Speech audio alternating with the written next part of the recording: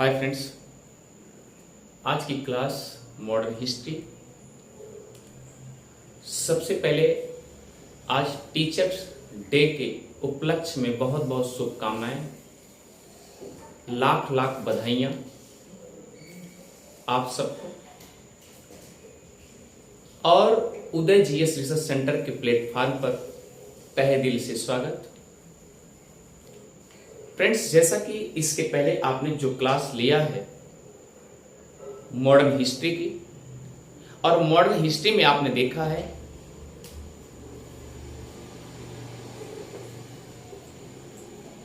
आंग्ल मराठा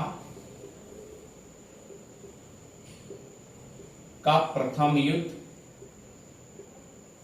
1775 से लेकर 1782 तक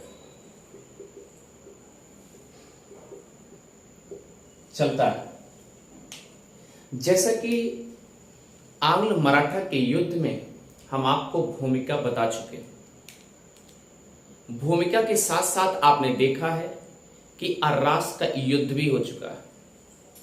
तो फ्रेंड्स, आज हम थोड़ा सा गहन अध्ययन करते हुए थोड़ा डीपली चलते हैं और डीपली में अर्रास के युद्ध से पहले पॉइंट उठाते हैं जिससे आपको समझ में आता रहे। तो देखिए, इधर आप एक छोटा सा इंडिया का मैप बनाएंगे।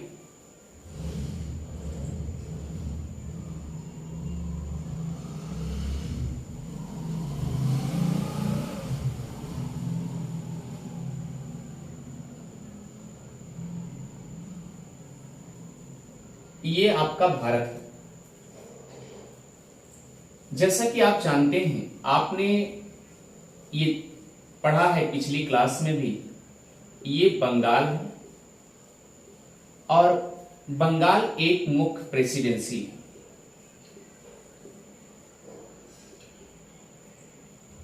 प्रेसिडेंसी है, वह भी ब्रिटेन के अंग्रेजों द्वारा बनाई गई है। ठीक है कि प्रेसिडेंसी है मेरे लिए मुख्य है। जैसा कि आप जानते हैं, इस प्रेसिडेंसी पर 1772 ईस्वी में 1772 ईस्वी में वारेन हेस्टिंग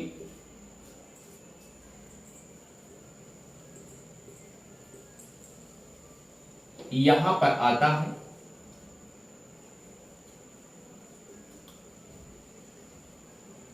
यहां पर आता है और रेगुलेटिव एक्ट 1773 में रेगुलेटिंग एक्ट आता है ब्रिटेन से, जिसमें वारेन हेस्टिंग को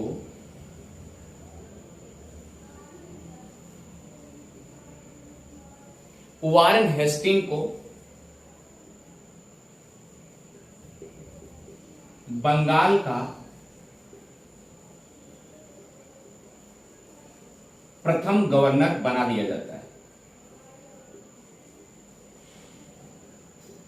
और प्रथम गवर्नर बनने के साथ साथ वारेन हेस्टिंग से यह बात कह दी जाती है कि आपको मद्रास प्रेसिडेंसी और मुंबई प्रेसिडेंसी, ये दोनों प्रेसिडेंसियों के देखभाल करनी होगी। और ये दोनों प्रेसिडेंसियां यानी क्या है, ये मद्रास है और ये क्या है, मुंबई है।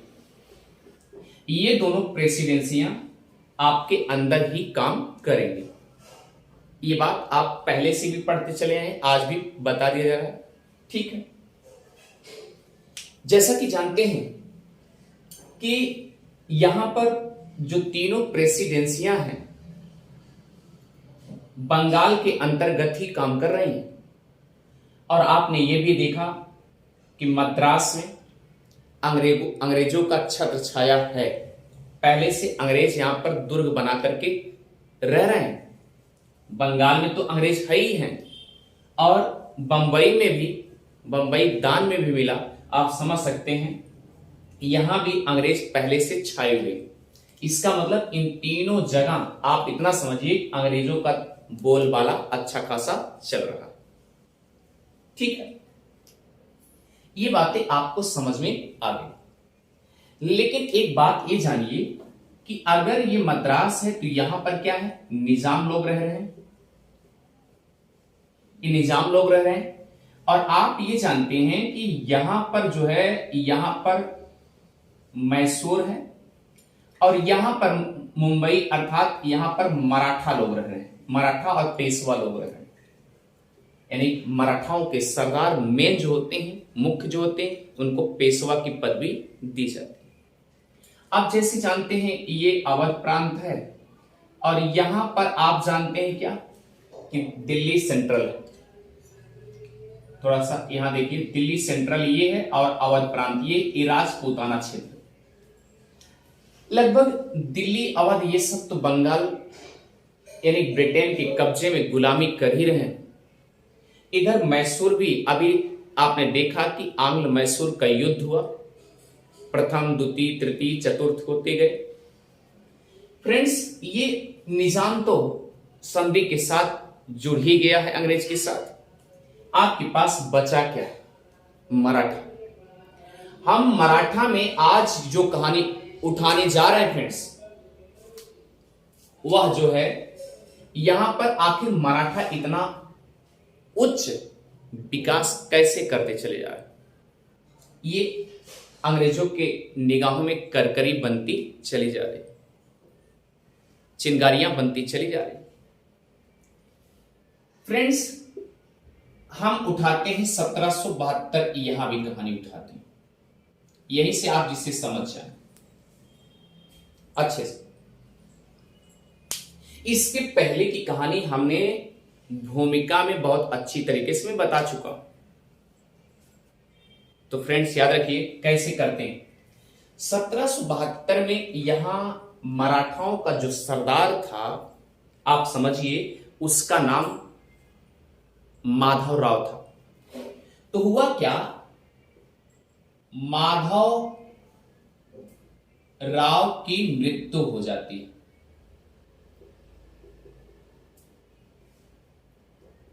किसकी मृत्यु हो जाती है, माधवराव की मृत्यु हो गई।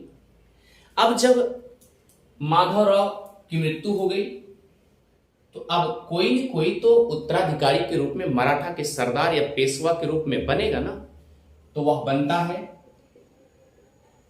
नारायण राव। इसके पहले की घटना, सन 72 से पहले की घटना हमने भूमिका में बता चुके हैं। आप उसे जाके प्लेलिस्ट में जाएंगे तो वहां उदय जीएस सेंटर के प्लेलिस्ट में जाएंगे, आपको वहां सब सीक्वेंस बाई क्लास चल दिखाई देंगे। तो माधवराव की जब मृत्यु होती है तो माधवराव के बाद उत्तराधिकारी के रूप में आता है नारायण राव। और नारायण राव बेचारा केवल 1773 में जैसे ये पदवी धारण करता है, 1 साल केवल ये बेचारा रह पाता है। तो अब नारायण राव के चाचा कौन थे, रघुनाथ राव, जिसे रघुआ कहा जाता था और उपनाम राघव, राघव सब पुकारते थे। इतनी बातें आपको अच्छे से समझ में आ गई। अच्छा ठीक है, हुआ क्या, दुर्भाग्य समझिए कि 1773 में, क्योंकि 72 में माधवराव की मृत्यु हुई और तुरंत ये क्या हुए, ये उत्तराधिकारी बने नारायण राव। और जैसे नारायण राव बनते हैं तो इनके चाचा, ये चाचा को लगने लगा कि अब ऐसा करते हैं कि माधवराव तो मर ही चुके हैं, नारायण राव उत्तराधिकारी के रूप में पेशवा ना बने तो बेहतर है हम पेशवा बन जाए। इसलिए रघुनाथ राव क्या करता है, नारायण राव की हत्या करा देता है 1773 में। क्लियर, 1773 में यहां लिखा हूं, 1773 में नारायण राव की हत्या हो जाती है।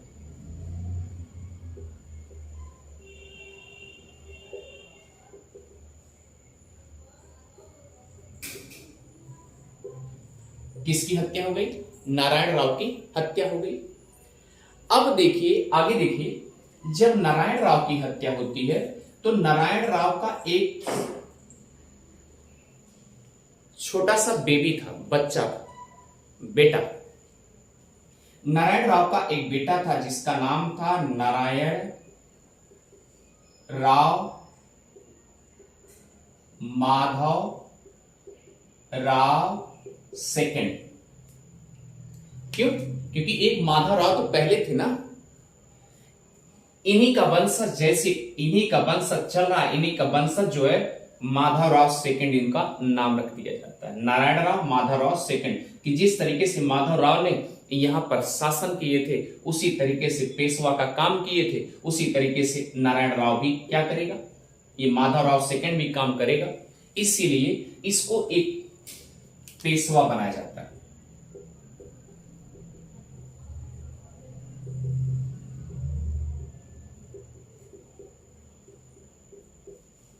किसको बनाया जाता है? माधवराव सेकंड को। अब देखिए, चाचा इनसे नफरत कर रहे थे, नारायण राव न बन पाए। अब हुआ क्या कि नारायण राव की जब हत्या हो जाती तो उसके उत्तराधिकारी के रूप में ये माधव राव जब सेकंड बनाए जाते हैं, तो इनको और खलबली मचती है कि आखिर मराठा के लोग हमसे क्यों चिढ़ रहे हैं, हमको पेशवा नहीं बनाना चाहते, वजह क्या है? तो अब देखिए, पॉइंट आप पकड़ेंगे तो ये याद रखिए, ये जो माधव राव थे, ये माधव राव शिशु अवस्था में थे, इनकी एज जो थी शिशु अवस्था की। और शिशु अवस्था में कितना बढ़िया कौन सा पेशवा काम करेगा, कौन शासन बढ़िया करेगा, ये आप समझ सकते हैं। तो इसीलिए याद रखिएगा, माधव राव सेकंड का सपोर्ट करने के लिए दो व्यक्ति आते हैं जिनका नाम है फडणवीस और दूसरा है महादराव सिंधिया। महादराव सिंधिया, ये दो व्यक्ति आते हैं और दोनों व्यक्ति क्या करते हैं, ये फुल सपोर्ट करते हैं किसका, माधव राव सेकंड का। अब सोचिए कि माधव राव का मतलब सेकंड का ये सपोर्ट जब करने लगते हैं तो राघव राव को एकदम पूरी तरीके से चिढ़ होने ही लगी। एक बार तो उसके बाप की हत्या करवा दिया रघुनाथ राव ने, और जब उसके बाप की हत्या करा दिया तो इस तरीके से वंशज चला आ रहा है, शासक बनते जा रहे, हमारा कोई कहीं सुनवाई नहीं हो रही, हम पेशवा नहीं बन पा रहे, तो ये क्या करेगा जरा देखिए। रघुनाथ राव उस समय ये बंबई जाएगा। कहां जाएगा? बंबई।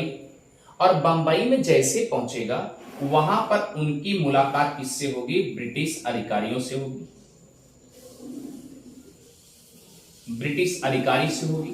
जैसा कि मैंने बताया था कि तीनों प्रेसिडेंसियों में आप जानते हैं अंग्रेज छत्र छाया बनाए हुए, तो ब्रिटिश अधिकारी से मुलाकात होती है और रघुनाथ राव कहता है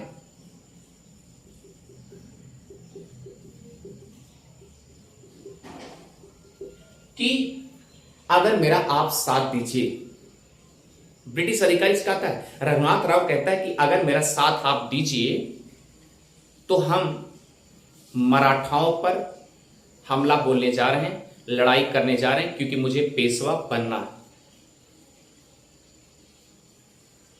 तो बोले अंग्रेज ब्रिटिश अधिकारी बोले कि साथ कैसा चाहिए? उन्होंने कहा साथ क्या चाहिए, हमको 2500 सैनिक चाहिए, 2500 सैनिक चाहिए। और जब 2500 सैनिक चाहिए तो उसका खर्चा कौन वहन करेगा? तो याद रखना, ये रघुनाथ राव वहन करेंगे, 1.5 लाख प्रति माह। ये 1.5 लाख प्रति माह देने के लिए तैयार हो गए। अब जब ये 1.5 लाख प्रति माह देने के लिए तैयार हो गए तो ब्रिटिश अधिकारी 2500 सैनिक भिजवा दिए। और ये 1.5 लाख आएगा कहां से, ये सवाल उठ रहा ना।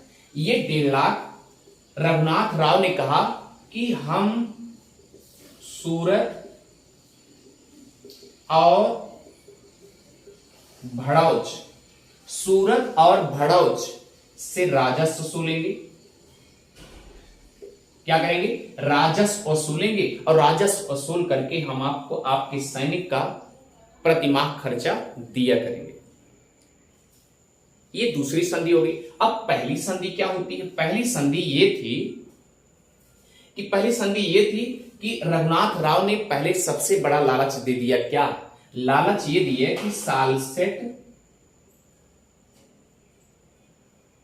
सालसेट द्वीप और वसीम क्षेत्र को देने के लिए, वसीम क्षेत्र को देने के लिए तैयार हो गया। तो अब ये बताइए, सालसेट द्वीप और वसीम क्षेत्र कोई अगर पाएगा, क्योंकि आप ये भी जानते हैं कि अंग्रेज तो बड़े लालची ही थे, जो कुछ अगर एक पॉइंट मिल गया तो उसे लेने के लिए छोड़ेंगे कहां, चाहे वो मरना कटना तय हो जाए, कोई दिक्कत नहीं। तो याद रखिए, ये संधि हुई, समझौता हुई, किसके किसके बीच? ब्रिटिश अधिकारी और रघुनाथ राव के बीच संधि हुई। अब यह संधि कहां हुई? सूरत में हुई। सूरत की संधि यानी कि 1700, याद रखिएगा, 75 में हुई। 1775 में संधियां हो चुकी। इतनी बातें आपको अच्छे से समझ में आ गई है। अब इसे मिटाते हैं एक बार।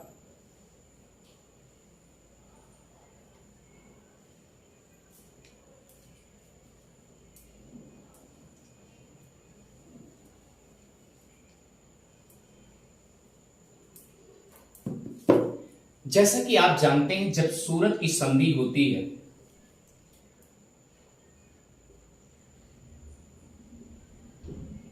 संधि हो गई 1775 में, तो ब्रिटिश अधिकारी तैयार है।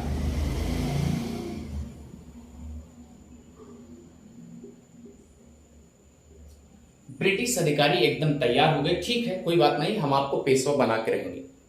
लेकिन ये बात कहां तक रही? केवल मुंबई मराठा तक रही। तो ठीक है, युद्ध हुआ। एक तरफ कौन कौन हुए याद रखिएगा, ब्रिटिश अधिकारी प्लस सैनिक, उनके सैनिक, मतलब ब्रिटिश अधिकारी के सैनिक प्लस रघुनाथ राव एक तरफ हुए। और इनकी एंटी में आप जैसा कि जानते हैं कि माधव राव सेकेंड है, क्लियर। और इनका सपोर्ट हमने बताया कि महादराव सिंधिया और फडणवीस ने किया था जबरदस्त। तो इन दोनों में क्या होता है? युद्ध होता है। युद्ध होता है जिसमें याद रखिए बहुत गलत तरीके से हार होती है, बहुत बुरे तरीके से हारते हैं। कौन? ब्रिटिश, अंग्रेज हार जाते हैं। कौन हार गए? अंग्रेज हार गए। और इस युद्ध को बोला जाता है अरास का युद्ध। अब ये भी जो है 1775 में ही होता है। युद्ध हुआ, सूरत की संधि हुई। सूरत की संधि के बाद क्या किए? सब झमाझम केवल अटैक करने का प्रयास किए, युद्ध शुरू कर दिए। और जब युद्ध शुरू किए तो इसमें अंग्रेज हार गए। अब ये बात याद रखिए, हमने शुरू में बता दिया कि जब ये हार गए तो ये स्पेशली कहां मैटर था? केवल मराठा में था। अब धीरे धीरे ये मैटर कहां पहुंचा? वारेन हेस्टिंग के पास। आप जानिए वारेन हेस्टिंग अभी गवर्नर जनरल है, ठीक। अब इसे मिटाते हैं एक बार।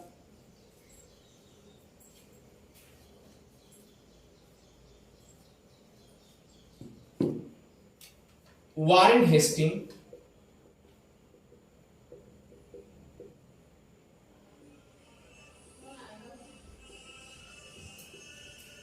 बंगाल का गवर्नर जनरल है, ठीक है। ये बात किसके पास पहुंची? मराठा वाली। ये पास गवर्नर जनरल के पास पहुंची, वारेन हेस्टिंग के पास। और वारेन हेस्टिंग ने कहा क्या कि ये बताइए आप सबको किसने कहा कि युद्ध करने के लिए मराठा? आप मुझसे पूछे, क्योंकि आपका भी मैं मुख्य हूं, मैं गवर्नर जनरल हूं, मुझसे पूछना तो चाहिए था।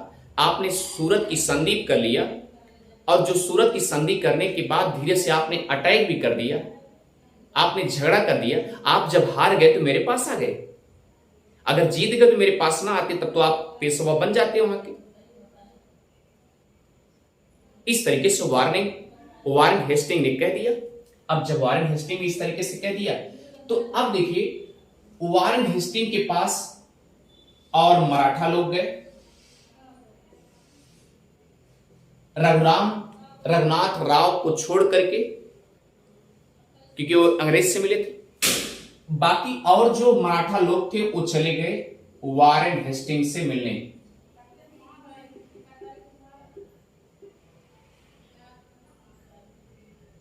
वारेन हेस्टिंग से मिलने चले गए अन्य मराठा लोग, यहां लिख दे रहे हैं, अन्य मराठा लोग वारेन हेस्टिंग से मिलने चले गए। ये बात वहां पहुंच गई कि हमने इस तरीके से हरा दिया। और जब हरा दिया तो अभी क्या होगा कि वारेन हेस्टिंग ये बार बार सोच रहा है कि मेरा युद्ध अभी मैसूर से चल रहा है। अगर दो जगह युद्ध करेंगे और दो जगह दिमाग लगाएंगे तो पता चले कि मराठा इस समय सबल हो ही चुका है, ताकतवर हो ही चुका है। कहीं ऐसा ना हो कि मराठा ये मैसूर के साथ हो जाए और मेरे ऊपर पल्लाधार हो जाए। इसलिए डायरेक्ट क्या किया, वारेन हेस्टिंग जो है अन्य मराठा की तरफ हो गया। तो ये कहा कि नहीं नहीं नहीं, हम भी एक संधि करते हैं। और एक संधि 1776 में होती है। एक संधि हुई 1776 में, जिसे बोलते हैं पुरंदर की संधि। कौन सी संधि? पुरंदर की संधि। अब वारेन हेस्टिंग ने कहा कि ना ना ना, इसमें माधवराव सेकेंड ही पेशवा बनेगा। माधवराव सेकेंड ही पेशवा बनेगा, क्योंकि वारेन हेस्टिंग बहुत चालाक था, गवर्नर जनरल था। और गवर्नर जनरल वो समझ रहा था कि यहां पर मैसूर में हमारा युद्ध चल रहा है, हम दो जगह दिमाग नहीं लगाएंगे, पहले मैसूर को कब्जा कर लेंगे। लेकिन मैसूर को कब्जा करने के लिए हमें मराठों का सबसे बड़ा योगदान होना चाहिए, और मराठा उनके साथ में लग गए। इसलिए पुरंदर की संधि में अन्य मराठा किसके साथ हो गए? वारेन हेस्टिंग के साथ हो गए। इतनी बातें आपको अच्छे से समझ में आ गई फ्रेंड्स, ठीक। अब देखिए, अब एक तरफ ब्रिटिश अधिकारी है मराठा में और एक तरफ है वारेन हेस्टिंग, वो भी ब्रिटिश अधिकारी है। अब दोनों में आपस में विवाद होता है। तो विवाद होगा तो विवाद का निपटान तो यहां भारत में होगा ही नहीं, क्योंकि भारत को लाइक ही नहीं करते। वो तो भारत को चाह रहे हैं कब विनाश हो जाए, भारत के लोग परेशान हो जाए, हमारे अंदर दास्ता बने। तो ये इसका मतलब अपने मुखिया के पास भेजेंगे। तो ध्यान दीजिए अब क्या करेंगे। अब यहां समझिए मैटर क्या है।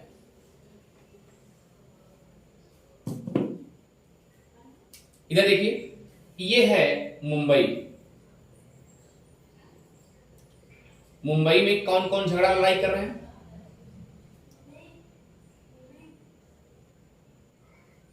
इसमें याद रखिए, सूरत की संधि भी हुई और अरास का युद्ध भी हुआ। इसमें क्या हुआ, अंग्रेज हारे हैं। अंग्रेज हारे हैं और मराठा जीत गए। क्लियर? अब इसमें याद रखना, अंग्रेज की तरफ से कौन कौन थे? एक मराठा था जिसका नाम रघुनाथ राव या राघव या रघोवा ये थे, और प्लस ब्रिटिश अधिकारी थे।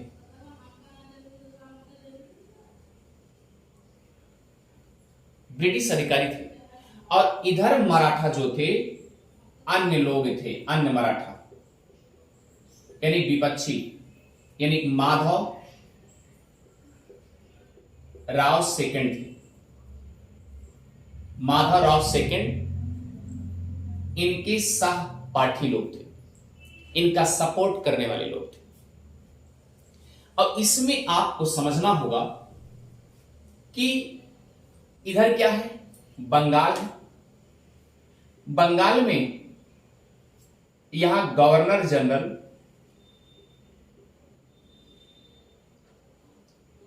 वारेन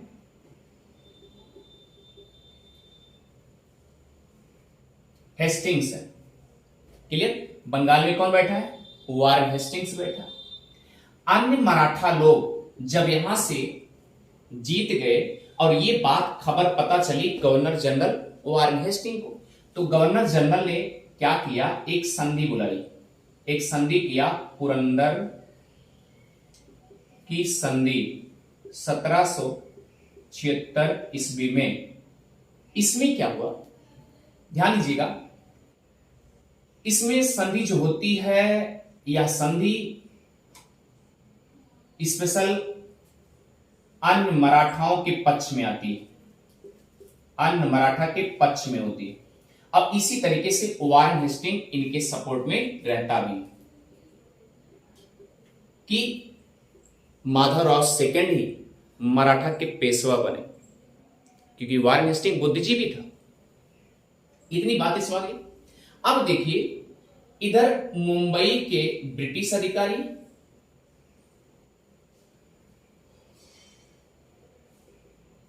ये चाह रहे थे रघुनाथ राव पेशवा बने, और वारेन हेस्टिंग चाह रहे थे कि माधवराव सेकंड पेशवा बने। वारेन हेस्टिंग चाह रहे थे कि माधव राव सेकंड पेशवा बने।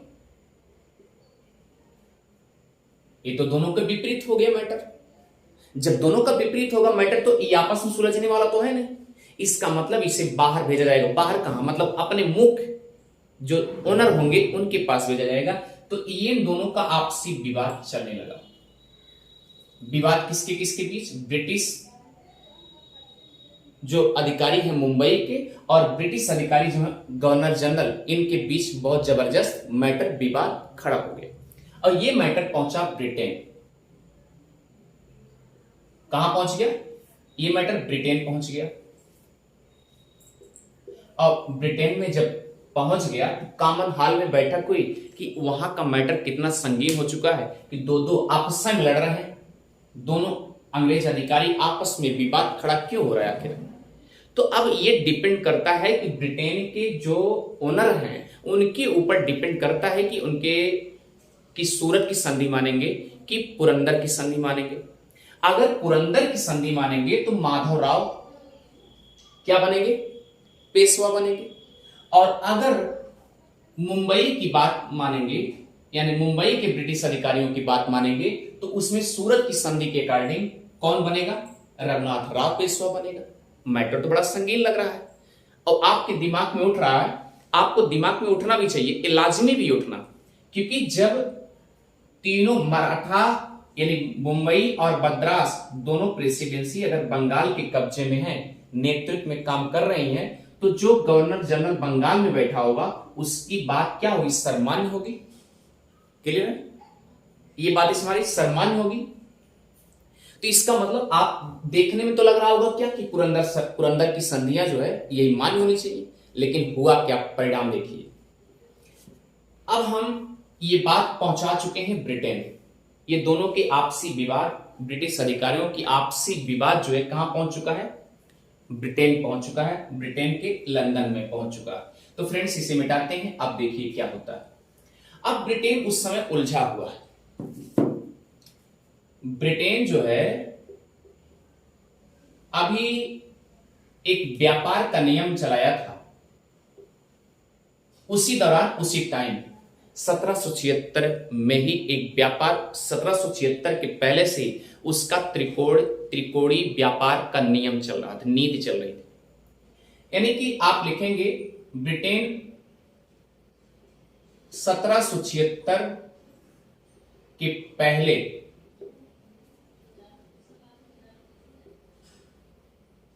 त्रिकोणी व्यापार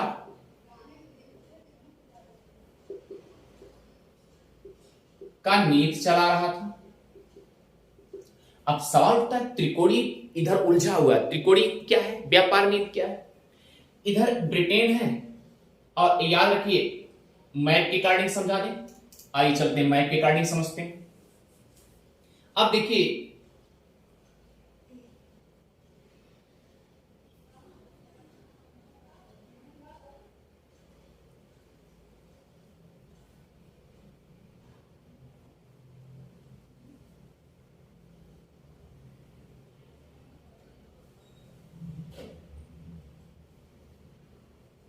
आपको समझना है।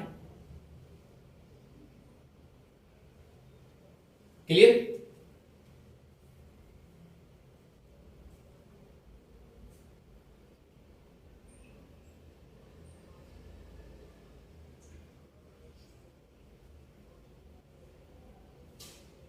देखिए इंडिया यही है,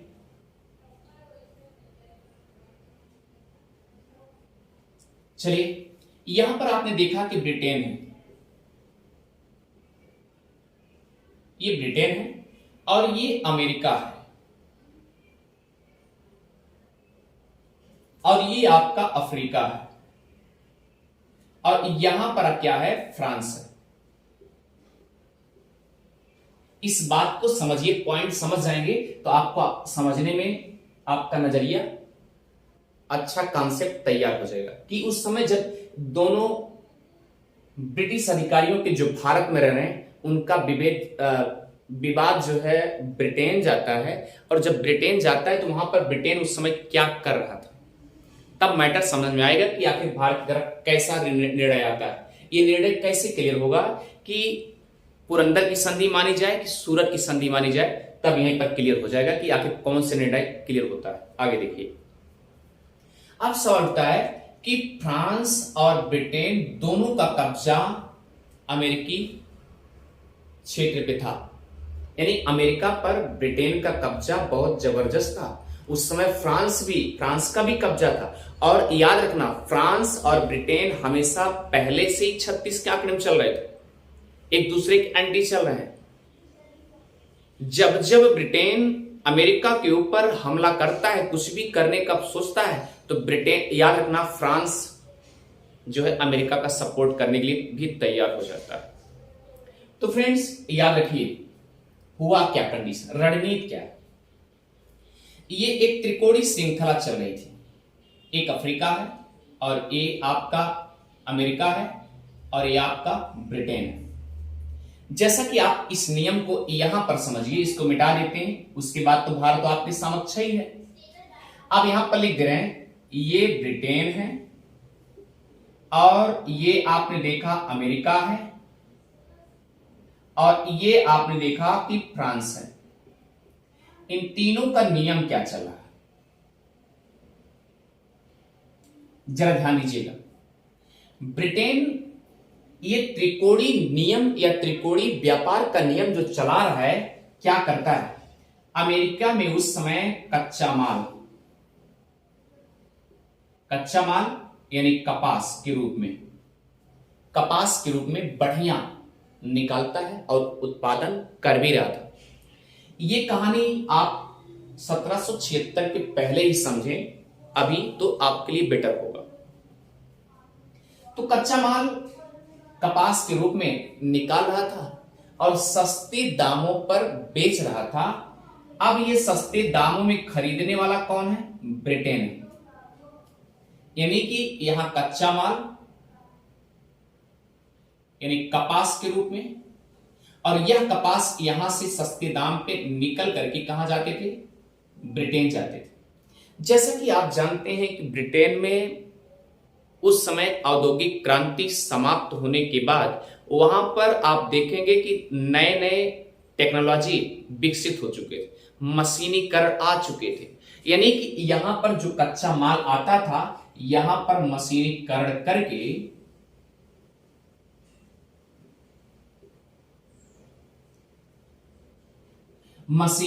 करके क्या होता है, याद रखिएगा, ये यहां पर वस्त्र अच्छा खासा बना लेते थे, अच्छा खासा वस्त्रों का तैयार कर लेते थे। और जब वस्त्रों को तैयार कर लेंगे तो भाई उसकी सेलिंग भी होनी चाहिए। तो ये क्या करते थे, ये ब्रिटेन से आकर के व्यापार करते थे अफ्रीका में। यहां क्या करते थे, व्यापार, अफ्रीका के साथ साथ और भी देशों में व्यापार करते थे, लेकिन अच्छे रेटों पे व्यापार करते थे। यहां से कम रेट पे लिए अमेरिका से। एक फायदा ये हुआ, दूसरा फायदा है अच्छे रेट पे, यानी कि यहां मशीनीकरण करने के बाद अच्छा रेट लेकर के उसके बाद यहां पर बेचते थे, अफ्रीका और अफ्रीका के अन्य देशों में बेचते थे, यूरोप कंट्रियों में बेचते रहे। अगर इस तरीके से बेचते रहे तो इनको डबल मुनाफा हो रहा है। डबल मुनाफे की नीति ही समझ लीजिए त्रिकोणी व्यापार है। अब देखिए उस समय अफ्रीका में जो मैन पावर था,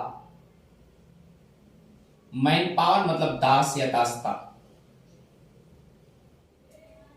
दास लोग थे यानी कि आदमी लोग थे, वो बेचारे बड़े सस्ते सस्ते में मजदूर की तरह काम करने के लिए मिल जाते थे। जैसा कि आप जानते हैं कि दिल्ली जब भी जाएंगे तो दिल्ली और मुंबई बड़े बड़े शहरों में 2% के व्यक्ति जाते हैं। एक निम्न कोट का जो व्यक्ति होता है बहुत गरीब होता है, और एक जो होता है केवल जॉब की स्पेशली ऑफिशियल ले जाता है। और उस समय मैनेजमेंट क्या करता है कि जो बड़ा आदमी है उसको भी 10,000 रुपए पे रखता है, और जो छोटा आदमी है वह कहता है कि चलिए ठीक है, हम तो छोटे आदमी, वही काम करने के लिए हम 7,000 पे तय हो जा रहे हैं। और जब हम 7,000 पे तय हो जा रहे हैं तो ये सस्ते व्यक्ति को ही रखेगा। किसको रखेगा? सस्ते व्यक्ति को रखेगा, और यहां पर महंगा व्यक्ति को नहीं रखेगा। इतनी बातें अच्छे से समझ में आ रही हैं आपको? क्लियर हो गया? इसे मिटा दें, ठीक है। अब देखिए कि यहां पर सस्ते आदमी मिले और सस्ते आदमी को ले जाकर के यहां पर अमेरिका में सेलिंग कर देते थे, बेच देते थे। आदमी वहां बिक जाते थे, सस्ते रेटों पे बिक जाते थे। किसके लिए बिक जाते थे? एक कृषि करने के लिए। कृषि क्या करते थे? कच्चा माल निकाल करके ये ब्रिटेन सप्लाई करते थे। ये एक समय ऐसा आया, अमेरिका क्या करता है, आपको याद होगा कि 1775 यानी 1773 और 1775 से लेकर के अमेरिका उस समय ब्रिटेन से मुक्त होने के लिए या मुक्त होना चाह रहा था कि हम किसी तरीके से ब्रिटेन से मुक्त हो जाएं, मुझे स्वतंत्रता मिल जाए, हम गुलामी की जंजीर से हट जाएं। तो सन 73 से लेकर 75 तक वहां महासंग्राम चल रहा था केवल स्वतंत्रता के लिए। कहां पे? अमेरिका में। तब भी त्रिकोणी श्रृंखला के अकॉर्डिंग ब्रिटेन जो है व्यापार कर रहा था। तो धीरे धीरे क्या हुआ, 1775 में यह कपास जाना बंद हो गया। ये क्या हो गया? कच्चा माल ब्रिटेन जाना बंद हो गया। जैसा कि आप जानते हैं जब धीरे धीरे बंद होने लगा तो आप जानते हैं कि 4 जुलाई 1776 को अमेरिका पूरी तरीके से आजाद हो गया। क्लियर हो गया? यानी 4 जुलाई 1776 को अमेरिका पूरी तरीके से आजाद हो गया। अब जब आजाद हो गया तो वो अपना सस्ते मालों पर क्यों बेचेगा? नहीं बेचेगा ना, नहीं बेचेगा। तो याद रखिए ये क्या हुआ, इन दोनों का जो कनेक्टिविटी थी वह क्या हो गई, धीरे धीरे डिस्कनेक्ट हो गया, खत्म हो गया। ठीक। तो 1776 में देखा आपने, अमेरिका जब आजाद हो गया फ्रेंड्स, तो ये अपना क्या करेगा, कापास नहीं देगा। अब जब कापास नहीं देगा, अंग्रेजों से मुक्ति भी मिल गई, और जब अंग्रेजों से मुक्ति मिल जाएगी तो अंग्रेज अब क्या करेंगे, यहां जबरदस्ती थोड़ी कर पाएंगे, नहीं कर पाएंगे, क्योंकि आजाद तभी हुए ना, क्योंकि अमेरिका आजाद मतलब जब क्या था, जबरदस्त था, युद्ध में जीत हुई, तगड़ा था तभी तो जीता। ब्रिटेन तभी हारा क्योंकि वो कमजोर था, और जब कमजोर था तो धीरे धीरे पीछे मोड़ लिया। अब ब्रिटेन, देखिए दोनों मैटर समझिएगा, ये विश्व इतिहास की घटना है, विश्व इतिहास की तरफ देख लीजिए। अब हुआ क्या कि ब्रिटेन उस समय जब पीछे मुख मोड़ लेता है तो इसके दिमाग में एक बात आने लगी कि उसी दौरान आप जानते हैं मराठा और ब्रिटिश अधिकारी का मैटर, 2 ब्रिटिश अधिकारियों का मैटर कहां पहुंचा था, ब्रिटेन पहुंचा था। ये बातें समझ में आ गई, ठीक है।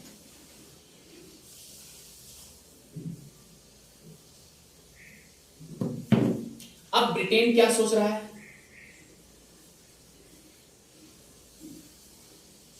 अब ब्रिटेन तो सोचना मजबूरी है, क्यों? क्योंकि अमेरिका से पूरा व्यापार एकदम खत्म। और जब अमेरिका से पूरा खत्म हो चुका है तो ब्रिटेन कुछ कुछ निर्णय देगा। किसके ऊपर देगा? भारत के ऊपर देगा। और भारत में देखा कि आपने बंगाल के ब्रिटिश गवर्नर और मराठा को मुंबई में 2 ब्रिटिश अधिकारियों के बीच में हड़प झड़प हुई। तो क्या डिसीजन निर्णय निकालता है ब्रिटेन के? ब्रिटेन से जो निर्णय आता है, निर्णय आया, वह निर्णय क्या था? वह निर्णय यह था कि हमें सूरत की संधि मंजूर है।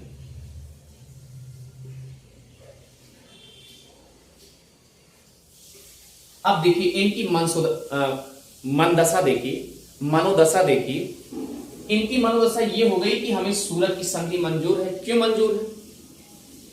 क्योंकि ब्रिटेन ये सोच रहे थे कि हमारा जो नाता अमेरिका से था, कपास वहां से मिल रहा था, अब कपास तो छूट गया, कपास कच्चे माल तो मिल नहीं पाएंगे। तो याद होगा उस समय यहां पर मराठा में कपास का उत्पादन अच्छा खासा हो रहा था।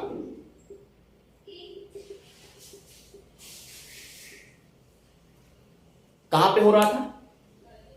महाराष्ट्र में हो रहा था। और आप जानते हैं कि महाराष्ट्र में काली मिट्टी है, तो काली मिट्टी है तो कपास अच्छा खासा हो ही का। अच्छा ठीक। अब इनके दिमाग में एक बात और चल रही थी। एक बात ये चल रही थी कि मैसूर से हमें मसालों का उत्पादन हो जाएगा, आपूर्ति हो जाएगी। मैसूर से हमको क्या मिल जाएगा? मसाला मिल जाएगा। और महाराष्ट्र से क्या मिल जाएगा? कपास मिल जाएगा। तो अब ब्रिटेन क्या किया? केंद्रीकृत करके, दिमाग लगा करके उन्होंने कहा कि सूरत की संधि हमें मंजूर है। अब सूरत की संधि में क्या बात हुई थी?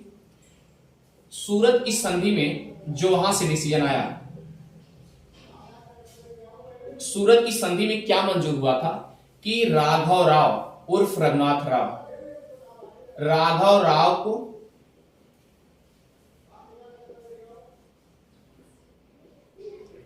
मराठा का पेशवा चयनित किया जाए, चयनित कर दिया जाए। अब बताइए, रघुनाथ राव को अगर वहां पर पेशवा बना दिया जाएगा तो आप समझ सकते हैं ना क्या हो सकता है परिणाम। इसका मतलब कि रघुनाथ राव या राघव राव अंग्रेजों के कब्जे में हमेशा रहेंगे। अंग्रेज जितना कहेंगे उतना ही वो करेगा। वो भी क्लियर हो गया। और वो अपना लालच देख रहे थे ब्रिटेन वाले, और अंग्रेज वाले अपना लालच देख रहे थे। लालच क्या देख रहे थे कि मैसूर से मसाला मिल जाएगा, यहां से मराठा मिल जाएगा। और यहां देखिए पुरंदर वाली संधि लॉस हो गई, यानी गवर्नर जनरल की बात नहीं सोची गई। अब बाद में आप देखिए क्या डिसीजन निकलता है, परिणाम क्या होता है। अब ब्रिटेन क्या करते हैं, जब इतनी बात यहां पर ब्रिटेन से संधि आ जाती है, समझौता हो जाता है, चलिए ठीक है सूरत वाली संधि हमको मंजूर है। तब अब सूरत में जितने ब्रिटिश अधिकारी हैं फिर एक बार खलबली मचेगी। ये बात सही है, एक बार फिर खलबली मचेगी। चलो यार, ब्रिटेन ने आदेश कर दिया, जो मन करे सो करें, क्योंकि गवर्नर जनरल की बात नहीं मानी गई।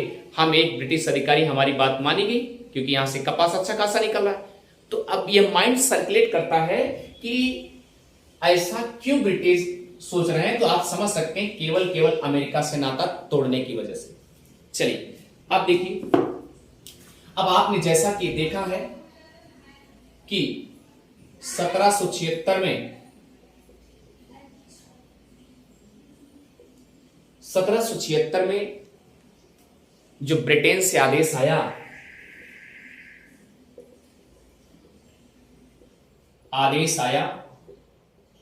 कि सूरत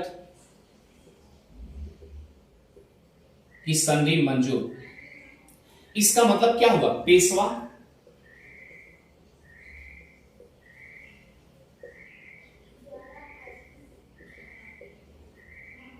पेशवा के रूप में रघुनाथ राव और ब्रिटिश के साथ ब्रिटिश अधिकारी प्लस सैनिक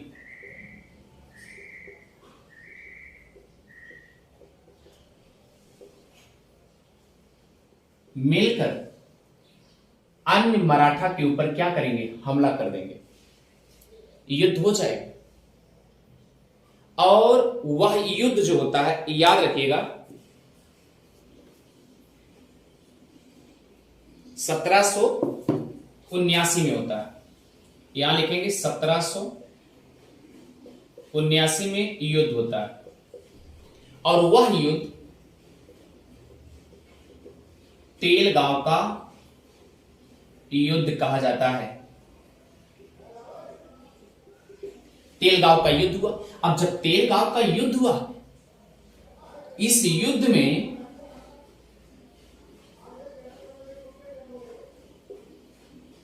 अंग्रेज हार गए, यानी कि मराठा कितने जबर हैं आप देखिए, मराठा बहुत जबर हैं, इसीलिए तो फिर यहां पर हरा दिए। तो आप ये भी जानते हैं जब अंग्रेज हारते हैं ना, तो उनका एक ही फंडा होता है, चलो यार माफी मांग लिया जाए। सबसे बेटर माफी मांगने से बता दे कि भैया देख लीजिए, माफ कर दीजिए, हम संधि चाहते हैं। तो इन्होंने क्या किया, इसी 1779 में अंग्रेजों ने संधि करने के लिए कहा।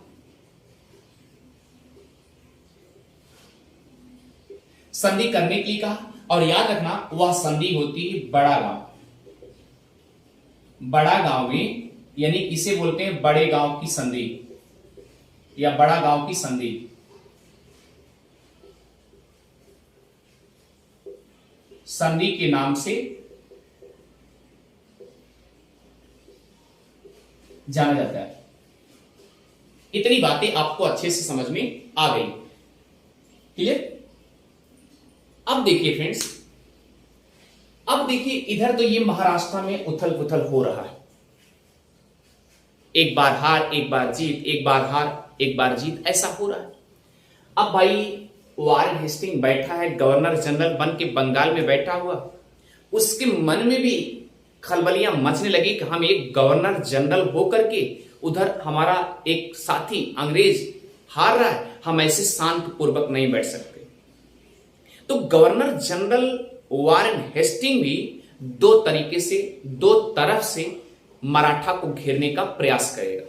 तो चलिए अब वारेन हेस्टिंग भी क्या करेगा, मराठा को घेरने की तैयारी हो रही है 1780 में।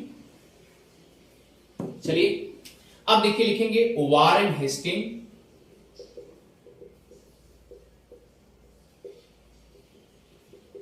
मराठा को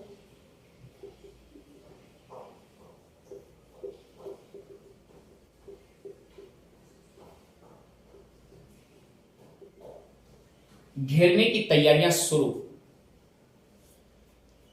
लेकिन एक तरफ से नहीं घेरता है, मराठाओं पर जबरदस्त आक्रमण करता है, पर एक तरफ से नहीं करता, दो तरफ से करता है। वारेन हेस्टिंग दो तरफ से करता है। इतनी बात तो आपको अच्छे से पकड़ में आ गई होगी। अब दो तरफ से क्यों करता है, यह भी सवाल उठता है, क्योंकि वारेन हेस्टिंग बहुत बुद्धिजीवी था, और वारेन हेस्टिंग ये सोच रहा था कि अगर हम एक तरफ से जीतेंगे, दो तरफ से लड़ेंगे, तो हो सकता है कि एक तरफ से हार जाए, एक तरफ से जीत जाए। तो इससे बेटर है दो तरफ से लड़ लें, जिससे कम से कम अगर एक तरफ से हारेंगे तो एक तरफ जितवा ही करेंगे, अब एक तरफ जीतेंगे तो कुछ ना कुछ हिस्सा तो हमारे कब्जे में आएगा ना। तो याद रखिए, तो यहां पर दो तरीके से, पहली तरफ जो घेरता है, पहली तरफ से पूना की तरफ से,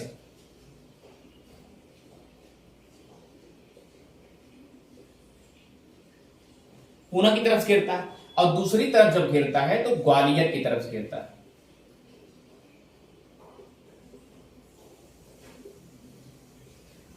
ये 1780 का कहानी है। ग्वालियर की तरफ, एक तरफ पूना की तरफ से घेरा, और एक तरफ ग्वालियर की तरफ से घेरा। हुआ क्या, इसमें भी तो अंग्रेज, इसमें भी पूना की तरफ घेरेंगे, इधर भी तो अंग्रेज होंगे, अंग्रेज और मराठा इधर होंगे। तो याद रखेंगे, यहां पर अंग्रेज हैं और यहां पर मराठा है। इसमें अंग्रेजों की क्या होती है, हार हो जाती है।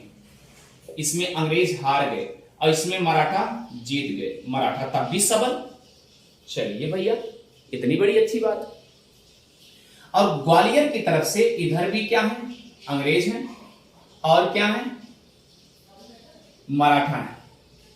अब ग्वालियर की तरफ से क्या हुआ, मराठा हार गए, और अंग्रेज जीत हो गई।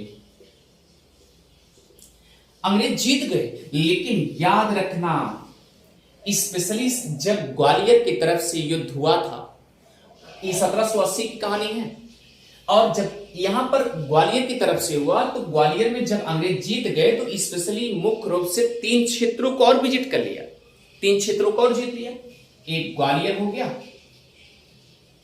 एक ग्वालियर और एक गुजरात और एक अहमदाबाद,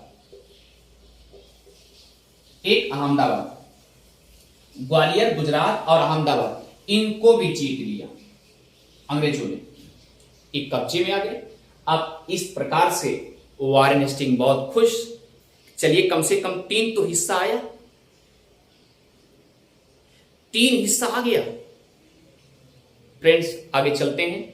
आप कितनी अच्छी कहानी समझ रहे हैं कि जब ये ग्वालियर, गुजरात और अहमदाबाद जीत लेता है तो ये वारेन हेस्टिंग के दिमाग में फिर से एक उपज होती है। उपज समझते हैं ना, एक नई उपज, विचारधारा आती है। विचारधारा क्या है? वारेन हेस्टिंग सोचता है कि हम ऐसा करते हैं कि एक संधि कर लेते हैं। क्यों?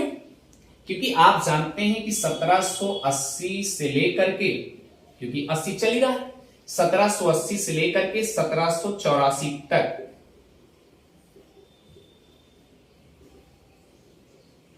आंग्ल मैसूर का सेकेंड युद्ध चल रहा है, द्वितीय युद्ध चल रहा है। और इसमें याद रखिएगा, मैसूर पर या मैसूर को हमें किसी कीमत पे लेना है। एक बार याद होगा कि मैसूर में हैदर अली ने जबरदस्त लताड़ा था, जबरदस्त परास्त किया था, मद्रास की संधि से उसको रिटर्न कर दिया गया। इसलिए अंग्रेज खिसियाए हुए हैं और वारेन हेस्टिंग ये सोच रहा है कि मैसूर को हमें लेना है, हमें लेना है। और जिस दिन मैसूर मिल जाएगा, लेकिन हमें साथ भी चाहिए। वारेन हेस्टिंग सोच रहा है मैसूर हमें लेना भी है और बगैर मराठा के साथ लिए हो सकता ना ले पाए, क्योंकि मराठा हो सकता है कि मैसूर की तरफ मिल जाए। तो इससे बेटर है कि पहले हम क्या करें, मराठा को सम्मिलित कर लें। इसीलिए अभी मराठाओं को लॉलीपॉप दे रहा है अंग्रेज, सांत्वना दे रहा है कि आप मेरा साथ दीजिए, हम ऐसा करेंगे, आपके साथ पेशवा बना देंगे। इतनी बातें आपको अच्छे से समझ में आ रही है, ठीक है? तो वारेन हेस्टिंग ये सोचता है कि अब हम 2 जगह दिमाग लगाने से बेटर ये है कि मुझे एक जगह दिमाग लगा के पहले एक क्षेत्र को हासिल कर लें, तब जाके हम मराठा पे जोर दें। इसलिए सबसे पहले से युद्ध चल रहा था मैसूर पर, इसलिए पहला ध्यान वारेन हेस्टिंग का कहां होता है, मैसूर पे होता है। मैसूर को जब उन्होंने कब्जा किया तो मराठा को मिला मिला करके ही कब्जा किया है। अब मैसूर कब्जा हो गया, क्लियर? इतनी बातें समझ गई। मैसूर कब्जा होता है तो याद रखिएगा, लेकिन एक संधि के तहत होती है। वह संधि क्या थी? ग्वालियर में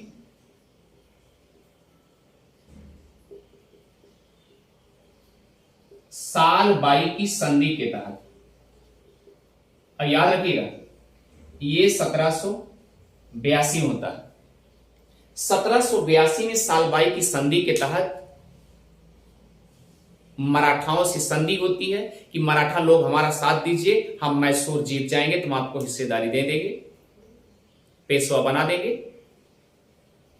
इतनी बातें आपको अच्छे से समझ में आ रही होगी। इसका मतलब कि साल बाई संधि जो होती है, इसमें निर्णायक क्या हुआ फैसला कि वारेन हेस्टिंग का दिमाग किस पे चला आया? मैसूर पे। और जब मैसूर पे चला आया तो आप समझ लीजिए इस साल बाई के संधि के तहत ही उसको मिल पाया और मराठा को अपने बस में कर पाया अंग्रेज, ठीक?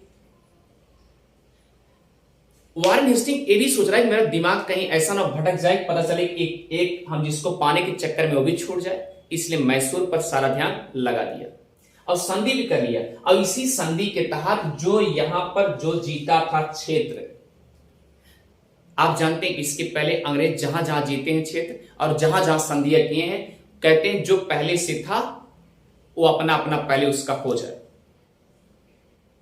यानी कि अगर हम जीते हैं आपका क्षेत्र तो हम आपको दे दें, और आप हमारा जीते हैं, आप हमको दे दीजिए। इस संधि के तहत ऐसी होती थी। तो साल बाई की संधि के तहत यही हुआ कि जो जिसका क्षेत्र था पहले उसी तरीके से क्षेत्र ले ले। इतनी बातें समझ में आ गई। ठीक है, मराठा के तहत आपने देखा, वारेन हेस्टिंग के तहत क्या हुआ।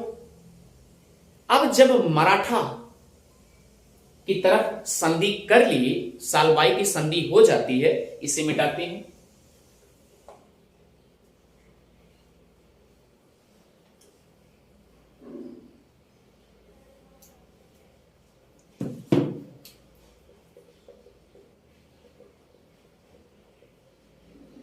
साल बाई की जब संधि हो जाती है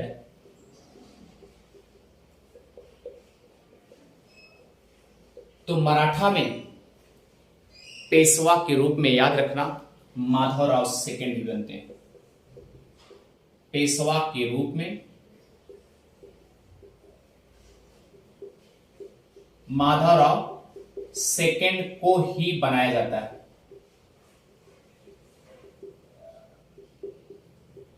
और अब आपके मन में उठेगा, उस समय रघुनाथ राव क्या कर रहे थे? रघुनाथ राव पेंशन पे रखे गए। यहां नोट कर लीजिएगा कि रघुनाथ राव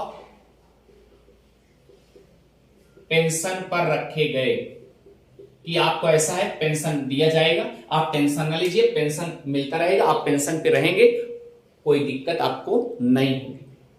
ये रघुनाथ राव को रख दिया गया। इतनी बातें समझ में आ गई। और जैसा कि आप जानते हैं कि यहां पर पेशवा बनने के लिए महादेव सिंधिया का जबरदस्त हाथ था, यानी सपोर्ट था। इस बात को भी ध्यान दीजिए। और यह 1782 में ईस्वी में होता है। तो उस समय रघुनाथ राव पेंशन पे रखे गए और माधवराव पेशवा के रूप में, मराठा के रूप में हो जाते हैं। अब नेक्स्ट कहानी क्या बनती है, आप समझ गए। इस संधि में तो कुछ नहीं हो पाया, इस आंग्ल मराठा युद्ध के प्रथम युद्ध में तो कुछ हो नहीं पाया। और जब इसमें कुछ नहीं हो पाया तो आप किसकी तरफ चलेंगे? इसका मतलब दूसरी वार्निंग क्या है? उधर वारेन हेस्टिंग तो मैसूर को जीत चुका है, और जब जीत लेगा तो क्या करेगा? उसकी निगाहें किस पे जाएंगी? मराठा पे जाएंगी कि नहीं जाएंगी? इसका मतलब कि अब जो दूसरी कड़ी होगी वह आंग्ल मराठा द्वितीय युद्ध पर ही होगा। तो फ्रेंड्स, मिलते हैं और एक बेहतर क्लास में। आंग्ल मराठा युद्ध जो द्वितीय है उसकी तरफ मिलते हैं नेक्स्ट क्लास में और बेहतर क्लास में। हम चाहते हैं कि उदय जीएस रिसर्च सेंटर को सब्सक्राइब करना और शेयर करना भी ना भूलें। थैंक यू फ्रेंड्स, आप अनवरत सपोर्ट करते रहिए फ्रेंड्स, और हम डेली क्लास प्रोवाइड करते रहेंगे। Thank you friends. अभी हिस्ट्री चल रही है, उसके बाद ज्योग्राफी, पॉलिटी, इस तरीके से सीक्वेंस वाइज चलेगा। Thank you.